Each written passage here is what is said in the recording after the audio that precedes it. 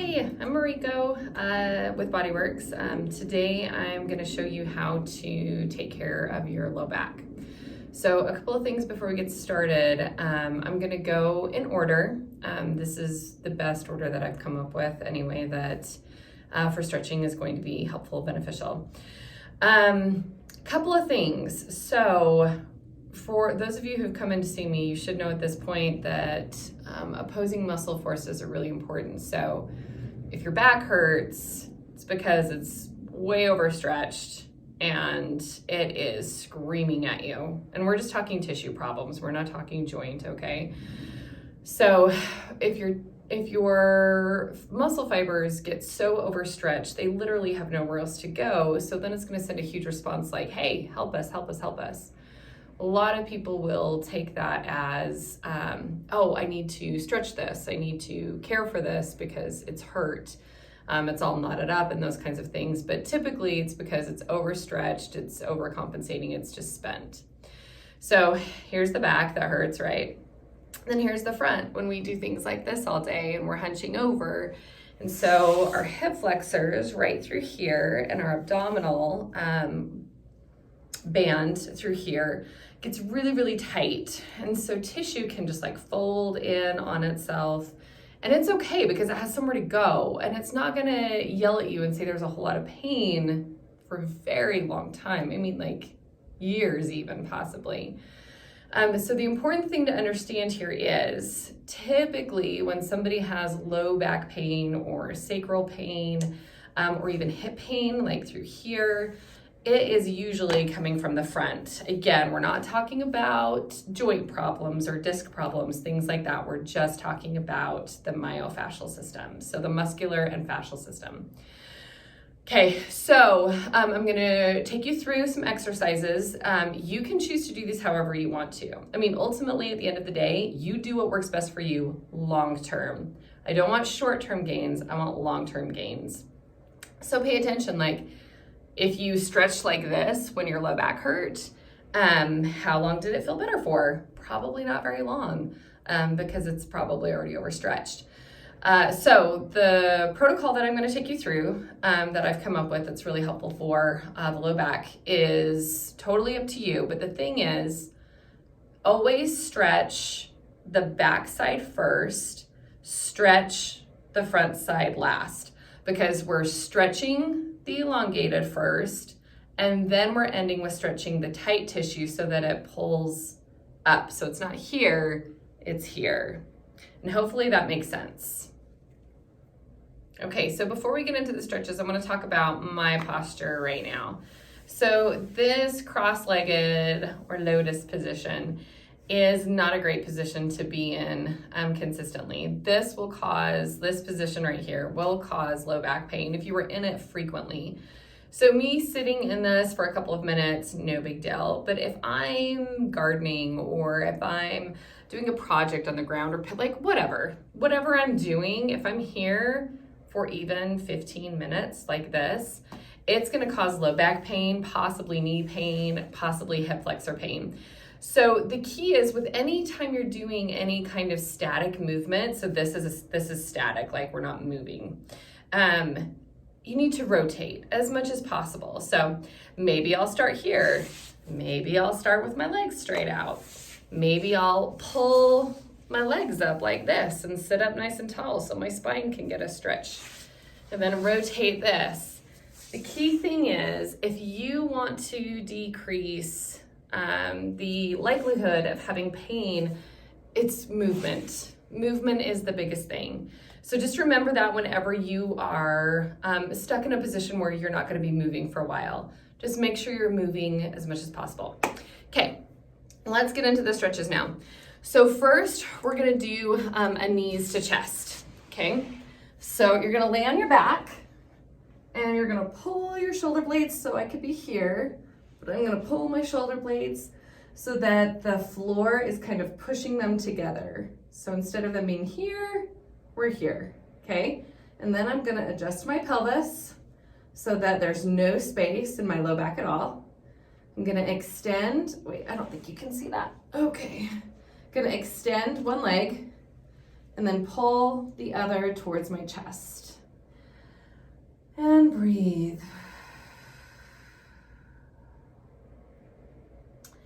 On the exhale, I want you to make sure that you are letting go of every single muscle except for your hands and your forearms. I don't want any stress from here up or anywhere else in the body. It's just the hands and the forearms holding here.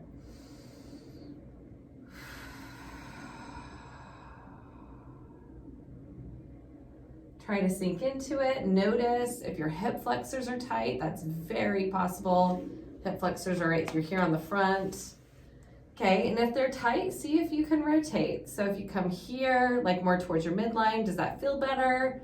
If you go a little out, does that feel better? And eventually, I want you to straight up and down, or at least towards your midline, because that will end up loosening eventually if you go through this protocol often.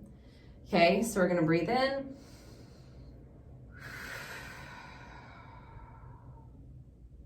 Okay, and then you'll switch. Still making sure your back is flat, your shoulder blades are on the floor and pinned, your shoulders are not rotated like this. They're nice and back. Okay, and breathe again.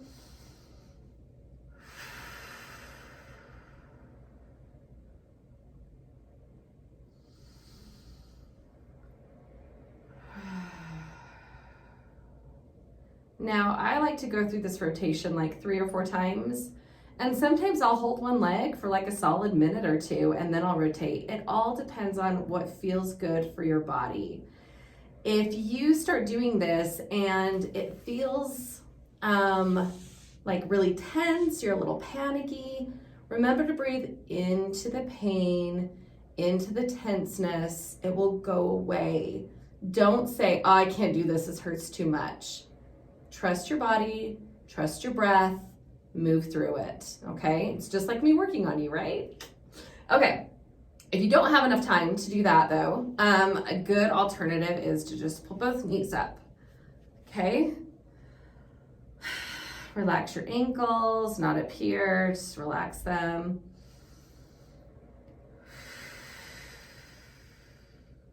Getting my sacrum to move. That feels so good. Okay, all right, so that's the first stretch. The second stretch is, actually I think that you can see better. So you're gonna put one ankle over your knee and then rest it. I don't want it up here, because if it can relax, let it. If it can't, that's fine. And then you're gonna take your, I don't even know how to say this, put an arm through the hole and then grab on the opposite. Okay, so you have knee goes up here, there's a little space right here, and then you're gonna grab, okay? And then rest. You should be feeling a stretch in the glute that your leg is up. Not this one, okay? Breathe and relax. This one is a little harder for me. And you can see my head's like up here because it's so tight. Ideally, I want your head back here. If your head is like up here, because some people it will be because it's so tight, put a pillow down so you can completely rest, okay? Breathe. And again, the only thing that is working are your forearms and your hands. Now, if this is too much, then go back to what we just did and work on that, and eventually you'll get here. If this isn't enough, pull your leg down. Instead of it being up here, pull it down. See if that helps. Maybe rotate it a little bit, okay? And then of course, you'll do the switch and then go the other side.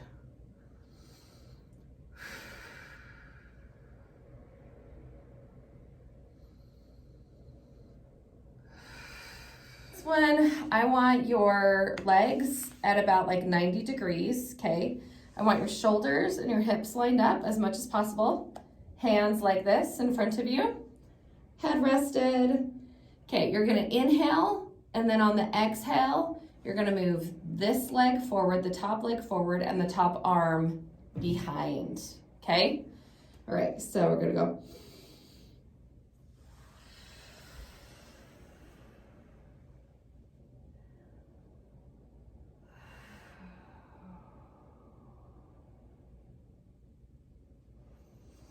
I like to pull my leg down so I can get a better stretch in my IT band. Ideally, you want this arm nice and straight behind you, but you know, didn't give myself enough room.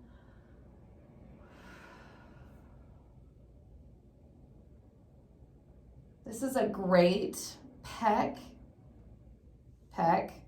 side, hip, and IT band stretch. And then on the inhale, come out of it, okay? Don't come out of it on the exhale. And then you're gonna switch, get yourself into the proper position. And rotate. Make sure your head is looking towards the arm that went over.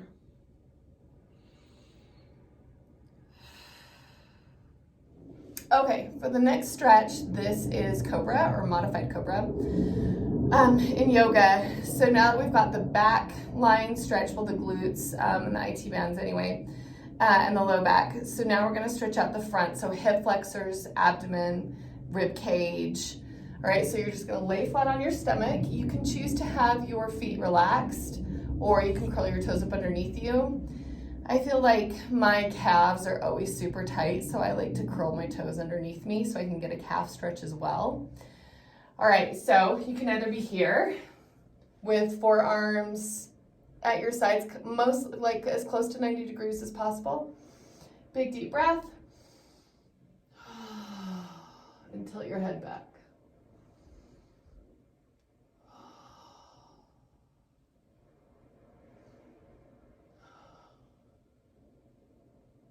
See, I've been really bad about stretching my front line, so my low back is kind of screaming at me a little bit. So I'm not gonna have my head as back quite as far to relieve the pressure so my low back isn't screaming and I can focus on stretching my front line. So I'm just gonna go here.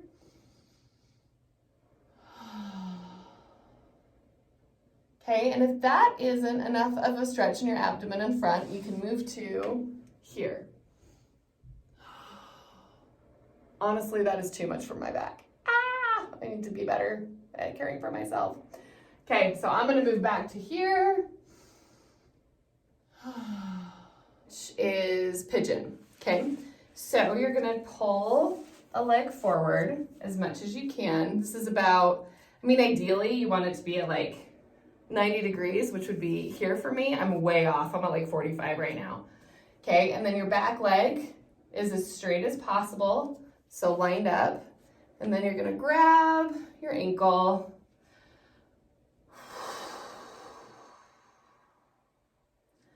And if that's not enough of a stretch, move down.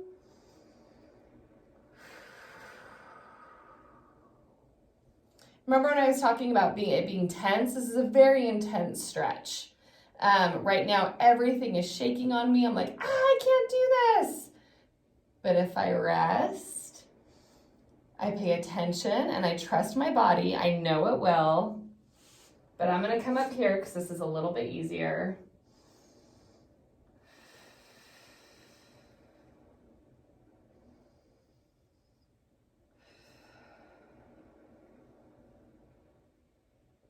See, and I even did that too with the head down.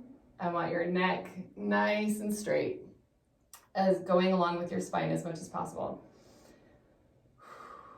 Okay, and then you'll switch. Make sure you're supported when you come out of this front one, okay?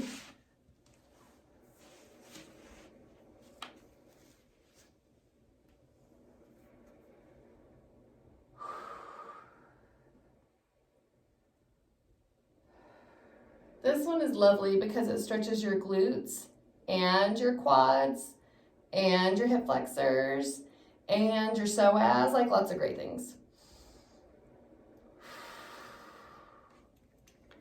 Okay, so now we're going to work on the foam roller, okay? Lots of different kinds of foam rollers. My preference is nubbly ones and a little bit firmer so you can get into those really tight areas. If going on the floor is too difficult, like it's too painful, you can always go on your bed.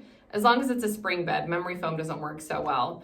Or put a blanket over the foam roller and layer it up as much as you need to. There are ways that you can make this less painful. But you guys know me, I like the pain.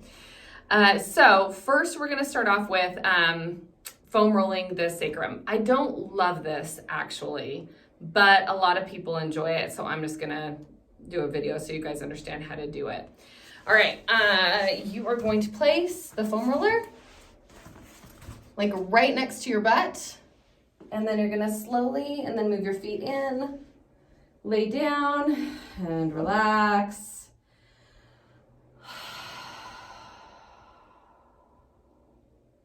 Now before you get into any actual rolling, I want you to be as relaxed as possible through your low back. So this is right on top of my sacrum, okay? I'm not really on my low back right now. If I were to go up through here, that's more of the low back, okay? So I'm more on the sacrum right now. And then you're just gonna slowly, like inchworm your way. See my shoulders kind of like moving to get up there? And then go as far as down as you feel necessary. When I get to about this point, I'm gonna slowly come up and support myself with my hands, and then rock. I guess rock is the wrong word. Roll back and forth. Then I'm gonna come up a little bit more so that I can get those sit bone attachments. And then these are the sit bone attachments, like right through here. There's a ligament here called your sacrotuberous ligament on both sides, and it can get pretty dang tight. And then go all the way through the gluteal folds, you know, before your glute becomes your hamstring. And then roll through that. Okay? Okay, so another part of low back pain is typically most of us are really strong on the quads. We're not very strong in the back, the glutes, the hamstrings. So if the quads are really strong and we're weaker in the back, then it's just going to pull in those hip flexors like right through here, okay? So what I encourage people to do frequently is to strengthen the back, and that's through abdominal exercises, absolutely. But what I'm going to show you now is more of a strengthening for the attachments around the sacrum and along the spine, okay? So these are Pilates moves. They're kind of my favorite, and they're super easy to do, and anybody can do them at like any level. Okay, so first is Superman, okay? This is just about the easiest one. So arms are gonna extend in front, legs are flat, okay? And then you're just gonna go up.